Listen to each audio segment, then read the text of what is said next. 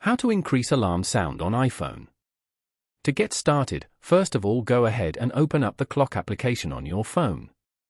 This clock app includes features like alarms, a world clock, a stopwatch, and a timer. Go to the bottom panel and tap on Alarms. Over here, users can set multiple alarms with custom labels, sounds, and repeat schedules.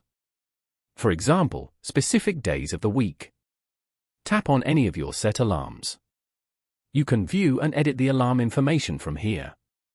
Go to Sound as shown. You can view and explore all the different alarm sounds available on iPhone. Now, swipe down from the top right corner of the screen to open the control center. Go to the volume button and increase it to full volume. After that, go back and tap on Save at the top right corner. Now, go back and open the Settings application. Once you're here, scroll down and go to Sounds and Haptics. Over here, drag to increase the volume in the ringtone and alert section.